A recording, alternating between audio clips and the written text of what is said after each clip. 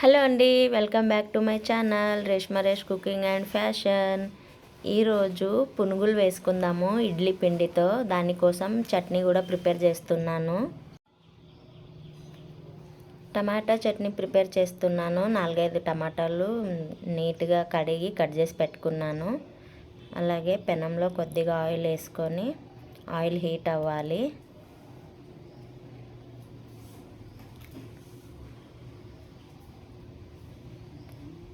కొన్ని మినపప్పు వేస్తున్నాను, బాగుంటుంది టేస్ట్. అలాగే కొద్దిగా ధనియాలు వేసుకోవాలి.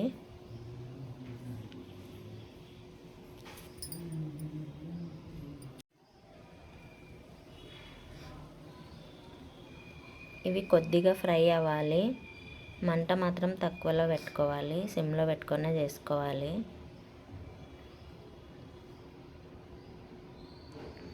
ఇప్పుడు టమాటా పచ్చిమిర్చి వేసేసాను ఆల్రెడీ. పచ్చిమిర్చి మనం తినే కారాన్ని బట్టి వేసుకోవాలి. వీడియో మిస్ అయింది, కొద్దిగా కింద మీద అయింది వీడియో, అందుకే సడన్గా అట్లనే వచ్చింది, అది చూపించకుండానే. అలాగే కొద్దిగా సాల్ట్ వేసుకోవాలి, అంతా కలుపుకోవాలి బాగా.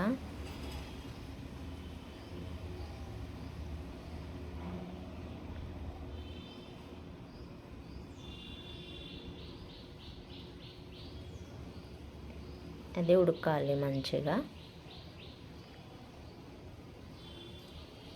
చెప్పాను కదా వీడియో కింద మీద అయిందని, ఇప్పుడు వస్తుంది. ఇట్లా మంచిగా ఉడకాలి. దాంట్లోనే కొద్దిగా చింతపండు కూడా వేసాను, అది కూడా లేదు వీడియోలో, కట్ అయిపోయింది. స్టవ్ ఆఫ్ చేసుకోవాలి. బాగా ఉడికింది.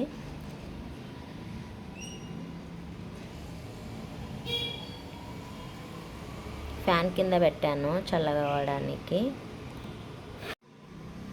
పొద్దున్న ఇడ్లీ చేసుకొని మిగిలిన పిండి ఇది, ఇడ్లీ పిండి. కావాలనే ఎక్కువ నానబెట్టుకున్నాను నేను చేద్దామనే. పునుగులు చాలా బాగుంటాయి. ఈ పిండిలో కొద్దిగా జీలకర్ర, ఉప్పు వేస్తున్నాను.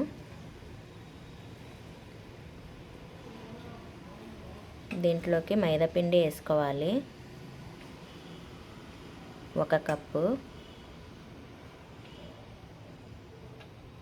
అంతా ఒకేసారి కాకుండా కొద్ది కొద్దిగా వేసుకుంటూ మంచిగా కలుపుకోవాలి.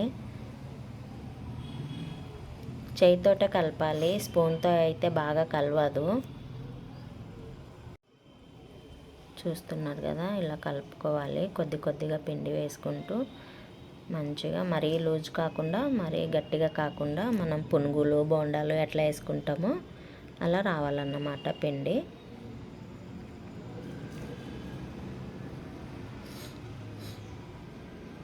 నేనైతే ఈవినింగ్ టైంలో చేశాను పునుగులు. ఇప్పుడు దాంట్లోకి కొన్ని పచ్చిమిర్చి కట్ చేసుకున్నవి 2 తీసుకున్నాను, కారం ఎక్కువ ఉన్నాయని. అలాగే కొద్దిగా కరివేపాకు కట్ చేసి వేస్తున్నాను. కావాలంటే ఉల్లిగడ్డలు కూడా వేసుకోవచ్చు, కానీ నేను వేస్తలేను. అంతా మంచిగా కలుపుకోవాలి. దీనికి మళ్ళీ ఇదంతా కలిపినాక నానే అవసరం లేదు, కలుపుకోగానే వేసేయడమే. ఒక 5 నిమిషాలు పక్కకు పెడితే సరిపోతుంది అంతే. ఇప్పుడు చట్నీ ప్రిపేర్ చేస్తున్నాను. అదే కూల్ అయింది కదా, మెత్తగా మిక్సీ పట్టుకోవాలి. ఇప్పుడు దాంట్లో 4 ఎల్లిపాయలు వేసుకొని మిక్సీ పట్టుకోవడమే. ఇప్పుడు పోపు వేసుకోవాలి. తొందరగానే అవుతుంది, చట్నీకి అయితే ఏం ఎక్కువ టైం పట్టదు.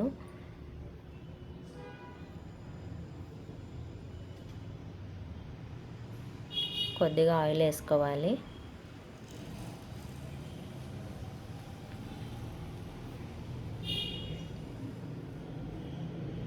ఆయిల్ హీట్ అవ్వగానే ఆవాలు, జీలకర్ర, 2 ఎండుమిర్చి, కరివేపాకు,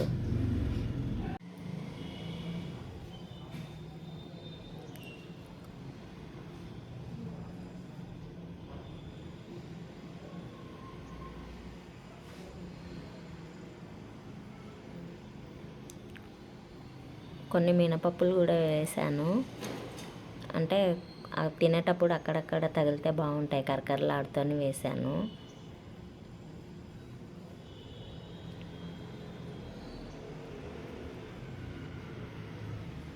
అంతా మంచిగా ఫ్రై అవ్వాలి.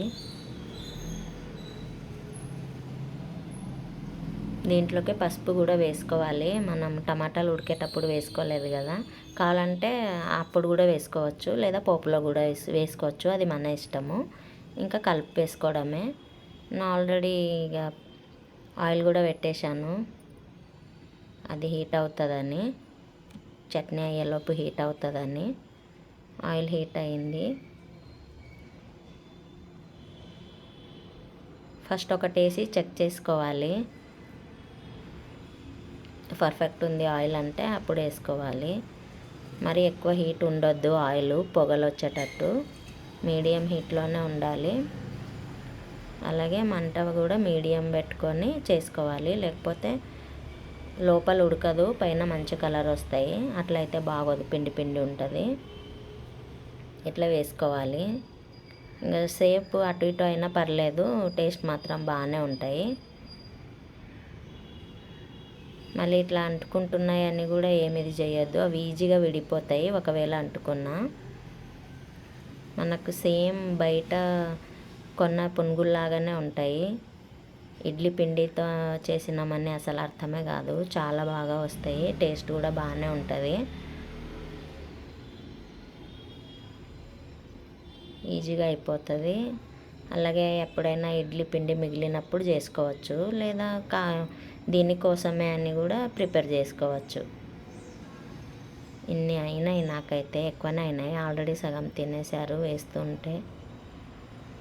వీడియో కొద్దిగా కింద మీద అయ్యింది, చూసారా ఎంత బాగా వచ్చినాయో. చాలా బాగుండే, టేస్ట్ అయితే సూపర్ ఉండే. ట్రై చేయండి మీరు కూడా ఒకసారి, నేను అప్పుడప్పుడు చేస్తూనే ఉంటాను. చూశారు కదా ఈరోజు వీడియో అయితే ఇది. ఈ వీడియో మీకు నచ్చితే లైక్ చేయండి, షేర్ చేయండి, సబ్స్క్రైబ్ చేసుకొని కామెంట్ చేయండి. బాయ్, మరో వీడియోలో కలుద్దాం.